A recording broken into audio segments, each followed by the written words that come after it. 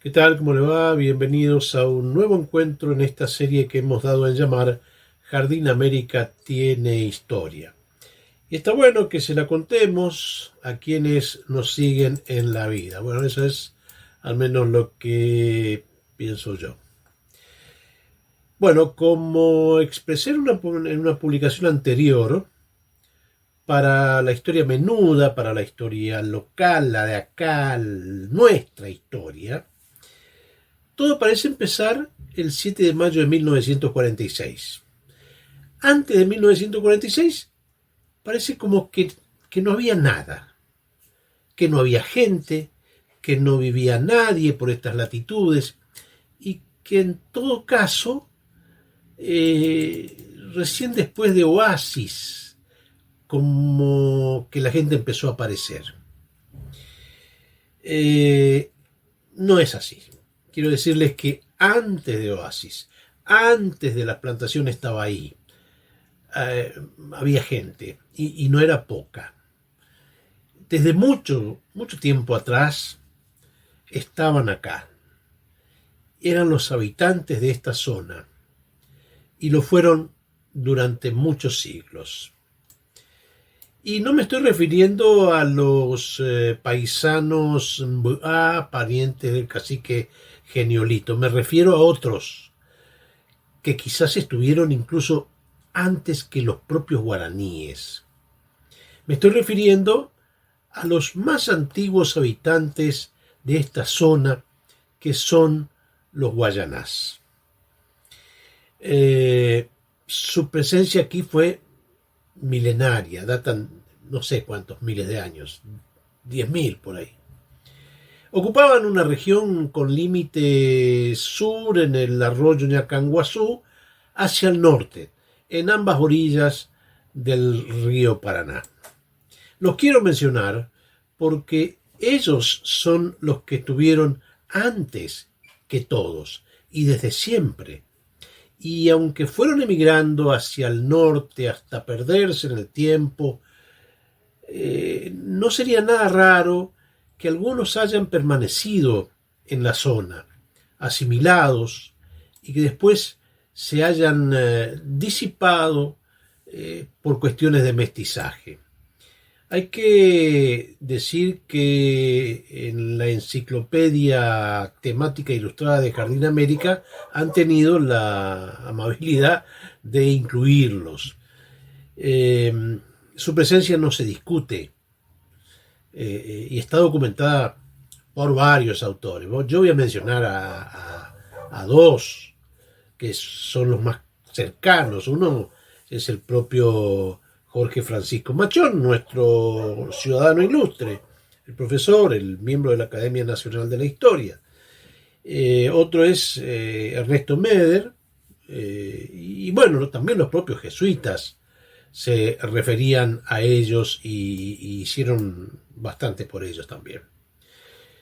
Aquí tenemos un mapa realizado por un jesuita, el padre José Quiroga Méndez. Esto fue en tiempos previos a la expulsión de los jesuitas, donde claramente se menciona que toda la región era territorio guayaná. Circulado en rojo a la izquierda, eso es Corpus. A la derecha, al otro lado, es la confluencia del Iguazú con el Paraná. Y en el centro, bueno, ahí, en ese círculo, en ese óvalo más bien, bueno, ahí está nuestro Tabaí, el de los Altos, el que nos provee de agua, que ahí se llama Ibiraí. En síntesis, después de los jesuitas, los guayanás siguieron en la zona y los aborígenes de poco a poco se fueron convirtiendo también en la mano de obra de todos aquellos que vinieron a explotar la zona, ya sea con la continuidad de la extracción de madera, sea con la explotación forestal, sea con algún tipo de actividad agropecuaria. En fin, todos echaron mano del material humano que había y que fue viniendo. Y en ese marco resulta muy probable que grupos y familias de guayanás hayan quedado al amparo del monte, que se hayan desplazado y así podrían haberse asimilado a las nuevas costumbres de vida y, ¿por qué no?, mezclado su sangre con la de los otros que se empezaban a arrimar a este pedazo de suelo por las razones que fueran. Múltiples razones que no vamos a entrar a analizar en esta oportunidad. Voy a finalizar con los guayanás como antiguos habitantes, diciendo que en 1891 el doctor Francisco Machón, ciudadano suizo, abuelo de Jorge Francisco Machón, nuestro ciudadano ilustre, él testimonia haber sido trasladado por un guayaná, en el Paraná, aguas arriba, hasta lo que sería hoy Foz de Iguazú, y de allí a las cataratas. 1891, y los guayanás estaban, no aquí a lo mejor a la vista, pero sí un poco más arriba. Bueno, pero no eran los únicos habitantes tampoco, ¿eh? Así tenemos que suponer obligadamente, porque en la zona había 3 puertos. En nuestra zona había 3 puertos. En lo que hoy es jurisdicción de Jardín América, antes que Puerto Oasis, mucho antes, probablemente desde comienzo del siglo anterior, ya estaba el puerto Tabaí. El puerto Tabaí.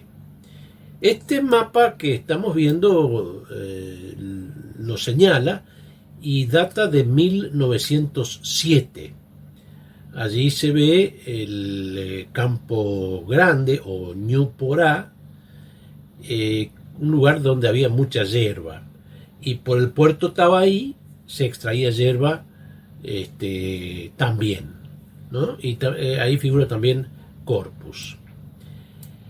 Siguiendo con el tema de los puertos, más arriba del puerto Tabaí que vemos ahí,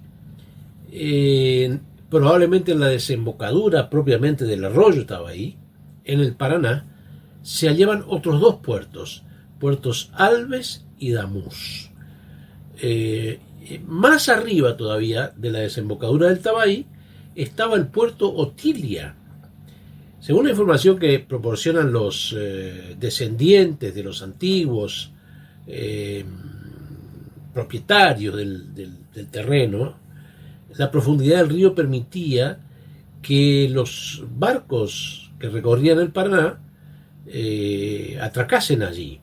El lugar era barrancoso, pero de todas maneras se utilizó durante décadas para el movimiento de pasajeros y de enseres menores. Así que bueno, estamos hablando de los puertos que para algo estaban. Evidentemente había gente que los utilizaba. Y todo eso antes del oasis. Antes.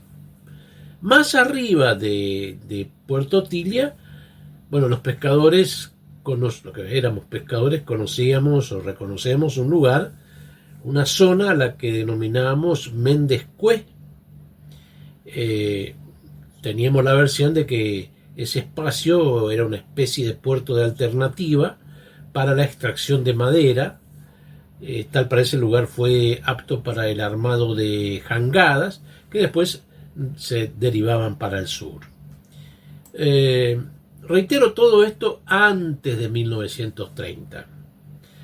El puerto Tabaí existió en 1960, yo lo vi, lo conocí. Para entonces allí estaba un destacamento de la Prefectura Naval Argentina. Y casi para completar, les quiero mostrar una foto que es del año 1917. Vamos a dar los créditos a un señor de apellido de Copet, ¿sí? Él nos muestra a estos aborígenes y los sitúa en Puerto Mineral, los habitantes anteriores de todos estos lugares.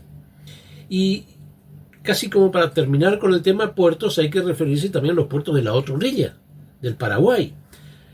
En los primeros años del 1900 arribó al Paraguay, a esa zona, un alemán, Friedrich Manthusen. Se radicó allí en la zona que pasó a conocerse como Colonia Manthusen, la cual disponía de un puerto, que es el antecesor puerto conocido como Capitán Mesa, que está enfrente, más o menos enfrente a Oasis. Y tampoco podemos dejar de mencionar, como anteriores habitantes, a los japoneses antes del Oasis. Estuvieron los japoneses. El mismo Da Silva los cita cuando dice que fueron ellos, dice los Kamada concretamente, los que le aconsejaron acerca de las buenas tierras aptas para el emprendimiento que pensaban los integrantes del grupo de don Isaac Da Silva. Bueno, estimo que los datos que fui aportando permiten inferir que desde siempre, y mucho antes de 1943, mucho antes del Oasis, mucho antes de la iniciación de las plantaciones Tabaí, había gente en la zona y que no era poca.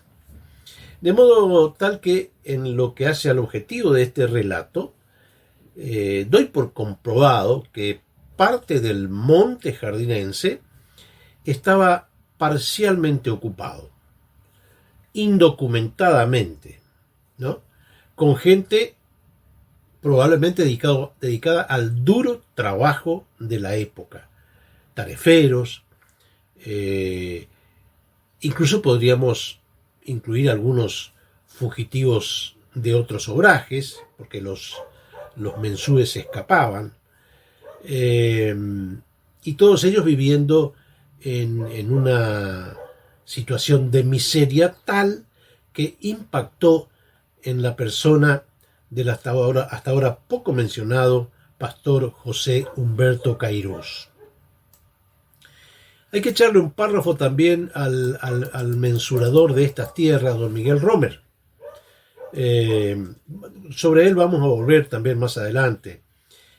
Don Miguel era un hombre con mucha experiencia, no era un improvisado en el tema de la mensura, era su oficio.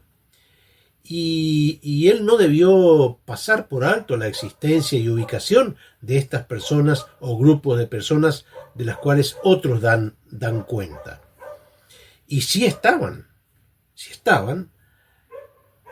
pregunto, ¿no se les debería haber reservado el lugar que ocupaban, limitando las medidas del terreno a las instrucciones de mensura que tenía que respetar? Pero que sepamos, tal parece no fue así, y todos los terrenos fueron puestos en venta casi de inmediato y sin ocupantes. ¿Qué pasó con esos ocupantes? El ánimo de vender era tan grande como la necesidad de recaudar. Recaudar pronto, lo más posible, como para que la sociedad que compró Jardín América pueda cumplir con sus obligaciones financieras. Cosa que, como hoy sabemos, los obligó a efectuar alquimias varias que terminaron con Zambano y Bove como propietario de todo, pasando antes por Siganoto, previo al retiro del grupo que encabezaba Da Silva. Bueno, ese es motivo de otra historia. Así que con esto doy por demostrado que todas estas tierras siempre estuvieron pobladas, desde muchísimos años antes de que a instancias de José Humberto Cairós, un pastor adventista, Isaac Da Silva y compañía iniciaran la aventura del Oasis primero y de Jardín América después. Sirva entonces todo este prólogo a modo de complemento de una decisión que asumió la Junta de Estudios Históricos en su momento, la Junta de Estudios Históricos de Jardín América, cuestión que vamos a tratar en nuestro próximo encuentro. Y bueno, esto ha sido todo, casi todo por hoy. Los invito a dejar sus comentarios, sus opiniones y, por qué no, sus críticas. Todo será bienvenido seguramente. Nos estamos viendo pronto, si Dios quiere, solamente si Dios quiere.